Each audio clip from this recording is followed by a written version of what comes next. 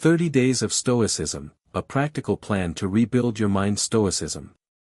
Reading philosophy changes nothing. Practicing it changes everything.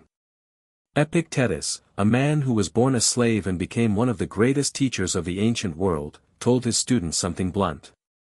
Don't explain your philosophy. Embody it. So for the next 30 days, you are going to stop collecting quotes and start living them. 4 weeks. One discipline at a time. This is not about becoming cold or detached. It is about becoming unshakable. Each week builds on the last, so do them in order, and do not skip ahead. The mind is rebuilt the way anything solid is built, one layer at a time. Week 1. The week of awareness. Before you can change how you react, you have to see clearly. So the first practice is the one everything else is built on, the dichotomy of control. Epictetus opens his handbook with it. Some things are up to us, and some things are not. Your opinions, your choices, your effort, your response, these are yours. Your reputation, your health, other people, the weather, the past, these are not.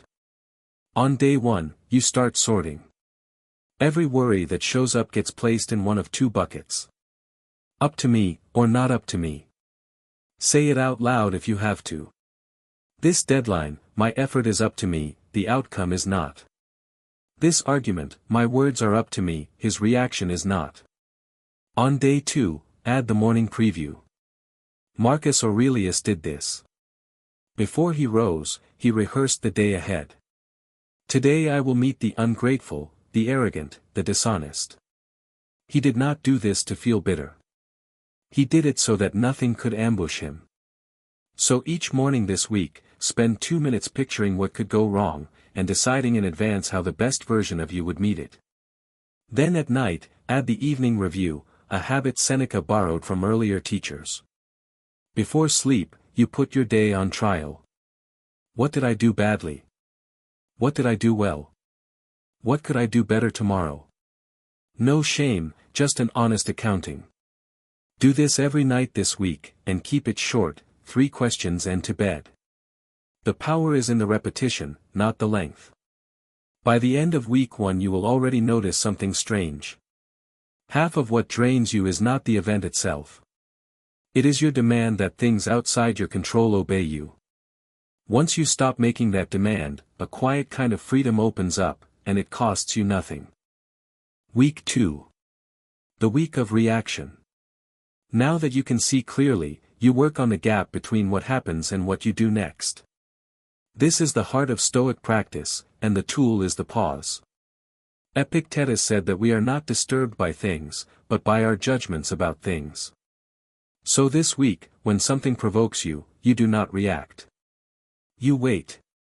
You take 1 breath before you decide what it means. The impression arrives. You do not have to agree with it. Day 1 through 3, you practice the pause before every judgment. Someone cuts you off, someone sends a sharp message, and you catch the story your mind is spinning before you believe it. Day 4 begins a harder challenge.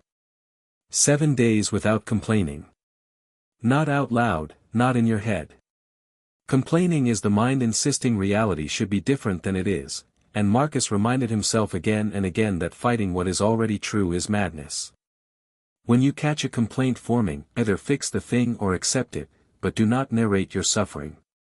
And somewhere this week, you choose one difficult person, and you respond to them with complete calm. Not fake sweetness. Just the refusal to hand them control of your inner state. Marcus wrote that the best revenge is to not be like the one who wronged you. Notice too what the pause does to speed. Anger is fast, and it wants you to act before you think. The Stoics knew that a delayed reaction is often no reaction at all, because the impulse burns out on its own. Seneca wrote an entire treatise on anger, and his cure was simple. Buy yourself time. The wave passes if you let it. You will fail at some of this. That is the point. Each failure shows you exactly where your reactions still own you, and awareness is the first repair. Week 3. The week of discomfort. Comfort is not the enemy, but a life that has never tasted hardship is fragile.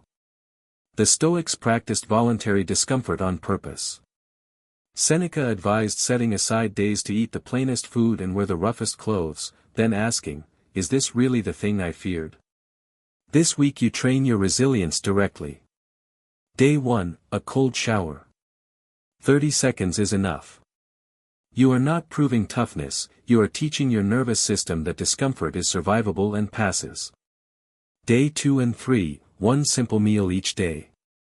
Plain food, no entertainment, no distraction, just eating. You feel the difference between wanting and needing. Day 4, the hardest task first. Whatever you have been avoiding, you do it before anything else, before the phone, before the excuses. Seneca warned that we suffer more in imagination than in reality, and the dread of a task is almost always worse than the task.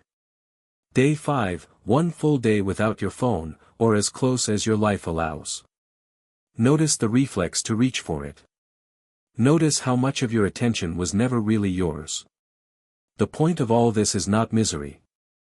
Musonius Rufus, who taught Epictetus, believed that hardship trains virtue the way exercise trains the body.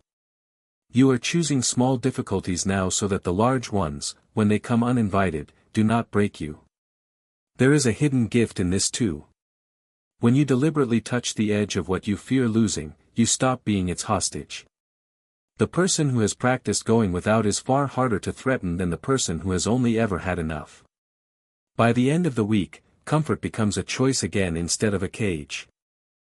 Week 4. The week of perspective. The final discipline zooms out, because most of our anxiety comes from standing too close to our own lives. Start with memento mori, remember that you will die. This is not morbid. Marcus kept it in front of him constantly, not to feel afraid, but to strip away what does not matter. When you remember your days are numbered, the petty grievance loses its grip. So each morning this week, remind yourself that this day is borrowed, and ask what actually deserves your limited time. Then practice the view from above. Marcus imagined rising up and looking down on the whole earth, the armies, the marriages, the arguments, all the striving, tiny and brief. Try it. Picture your problem from that height, and watch it shrink to its real size. Next, gratitude for what you already have. Epictetus said the wise person does not grieve for what he lacks but rejoices in what he has. So instead of chasing the next thing, spend a moment each day counting what would devastate you to lose, the people, the health, the ordinary miracles you stopped seeing.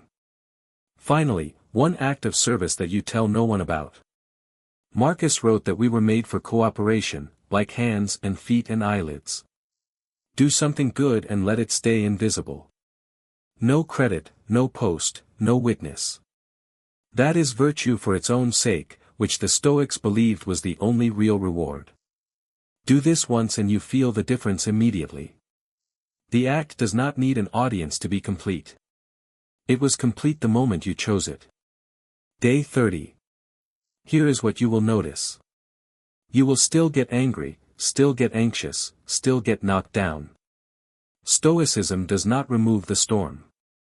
But the gap between the trigger and your response will be wider. You will catch yourself sooner. You will spend less energy fighting what you cannot control, and more on the one thing you can, your own conduct. And now the honest warning. This is not a finish line. There is no day where you graduate and become permanently wise. The Stoics never claimed to be sages. They called themselves students, practicing until the end. Marcus was still writing reminders to himself as emperor, still coaching his own mind decades in. So on day 31, you begin again. Not because you failed, but because this was never a challenge to complete. It is a way to live. The plan ends. The practice does not.